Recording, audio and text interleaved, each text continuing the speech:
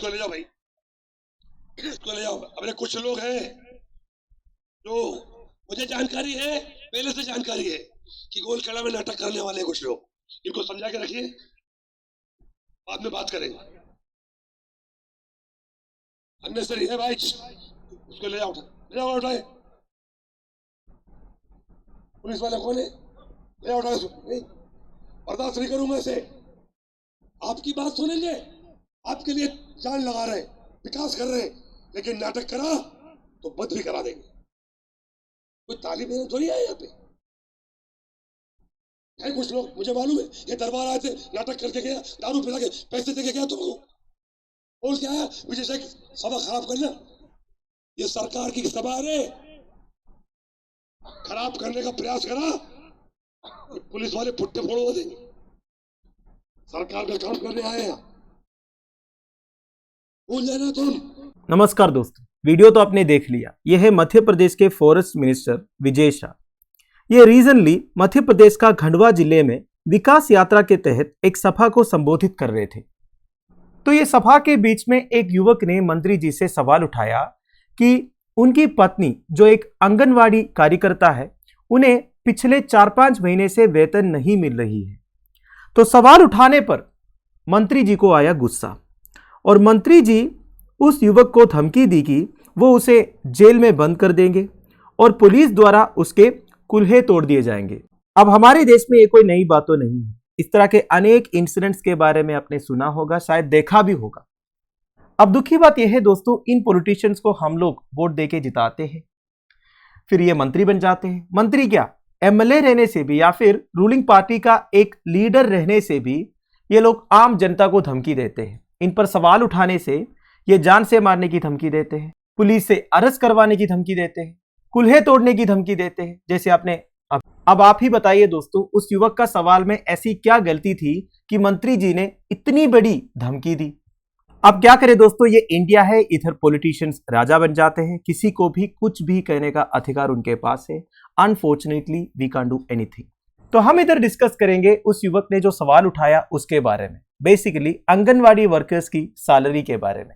India में कई सारे स्टेट्स में आंगनवाड़ी वर्कर्स की सैलरी का इश्यू होते हैं। रीसेंटली आपने सुना होगा हरियाणा आंगनवाड़ी वर्कर्स का भी प्रोटेस्ट हुआ था। उनके काफी सारे डिमांड्स थे, जैसे कि सैलरी इंक्रीज करना है, डीए प्रोवाइड करना है, वगैरह वगैरह। वैसे कौन होता है दोस्तों आंगनवाड़ी वर्कर्स?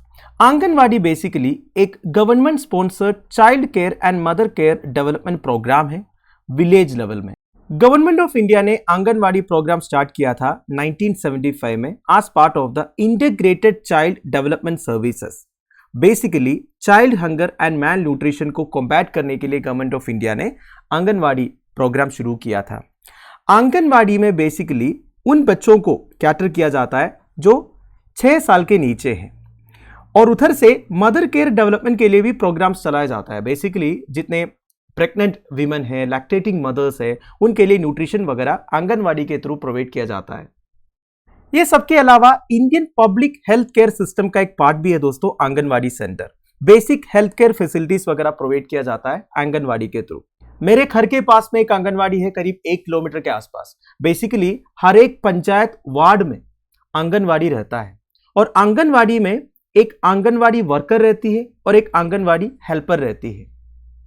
तो बेसिकली आंगनवाड़ी एक प्ले स्कूल जैसा है, जैसे कि आप इस फोटो में देख सकते हैं। सुबह 10 बजे से लेकर 3 बजे तक आप बच्चों को उधर छोड़ सकते हैं।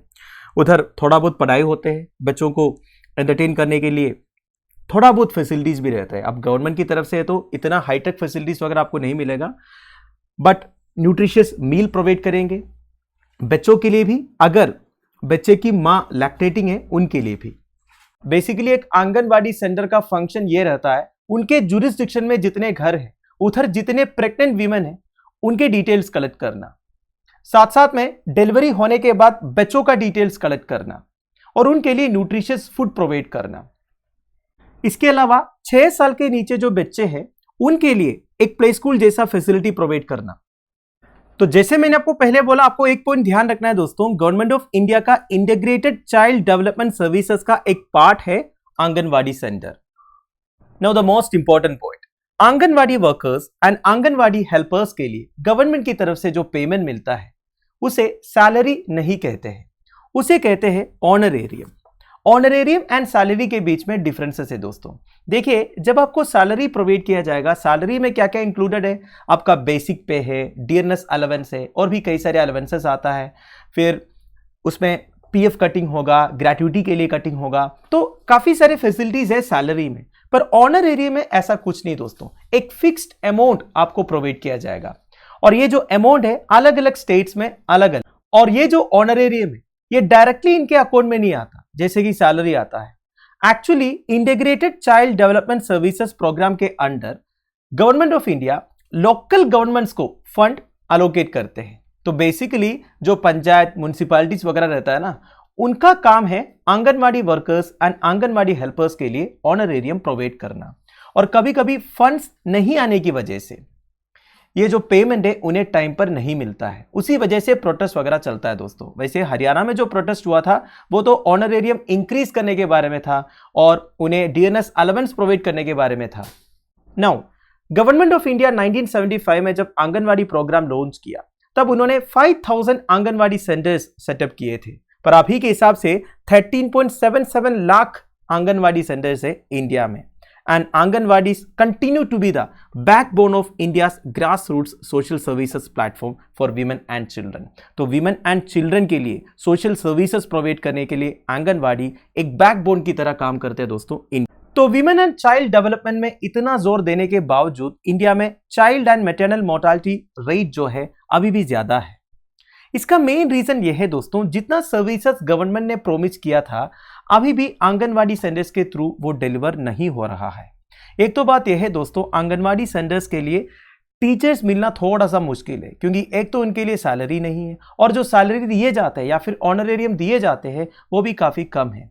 रिसेंटली केरला गवर्नमेंट ने आंगनवाड़ी वर्कर्स एंड हेल्पर्स का ऑनरेरियम इंक्रीज किया था। मैंने पूछा था, मैंने बोला था ना आपको, मेरे घर के पास में एक आंगनवाड़ी है, तो मैंने वर्कर एंड हेल्पर से पूछा आपकी सैलरी कितनी है, तो उन्होंने बोला ऑनरेरियम है वर्कर के लिए 12,000 एंड हेल्पर के लिए 8,000। वो तो रीजनली इंक्रीज हुआ, कुछ स्टेट्स में अभी भी 8,000 7,000 इस हिसाब से ऑनरेरियम मिलता है। आप बताइए दोस्तों, 7,000 8,000 में आजकल काम कैसे चलेंगे?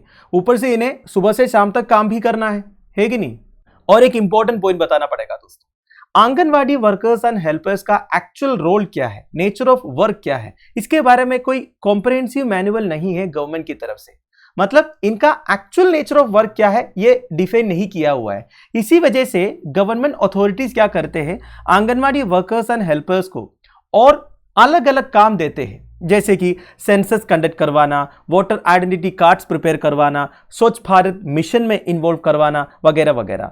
और ये सारे काम के लिए उन्हें कोई एक्स्ट्रा पेमेंट भी नहीं देते। तो कुल मिलाकर आंगनवाड़ी वर्कर्स एंड हेल्पर्स जो काम कर रहे हैं, बच्चों को संभालना कोई आसान काम नहीं है दोस्तों। अब मेरी बच्ची है, वो इधर बुलाएगी तो उधर चली जाएगी, तो ऐसे बच्चे हैं आंगनवाड़ी में जो जाते हैं, तो उनको संभालना सुबह से शाम तक ये कोई मामूली काम नहीं है। ऊपर से जितने प्रेग्नेंट वीमेन है, लैक्टेटिंग वीमेन है, इनके बारे में डिटेल्स कलेक्ट करना, उन्हें टाइम टाइम पर मेडिसिन पहुंचाना, न्यूट्रिशियस फूड पहुंचाना, ये सब भी कोई आसान काम नहीं होता। ये सब के बावजूद इन्हें जो पेमेंट मिलता है वो काफ़ी कम है। ऊपर से ये पेमेंट टाइम पे नहीं दिए जाते हैं। तो ऐसा ही एक आंगनवाड़ी स्टाफ की दुविधा के बारे में जब मंत्री जी से सवाल पूछा गया तो मंत्री जी को आया गुस्सा। अरे भाई, आराम से समझा देते, वो समझ जाते, कम से कम ये तो बोल देते कि हम बाद में देख लेंगे, जैसे कि हर एक पॉलिटिशियन बोलता है। यही बहुत था, धमकी देने की क्या जरूरत थी? अगर मंत्री लोग ऐसे बिहेव करेंगे तो थोड़ा बहुत जो ट्रस्ट बचा है आम लोगों का एग्जीक्यूटिव के ऊपर, वो भी खत्म हो जाएंगे। तो इस बारे में आपका क्या ओपिनियन है, आप मुझे प्लीज कमेंट बॉक्स में बता दीजिएगा। Thank you for watching, bye bye, have a nice day.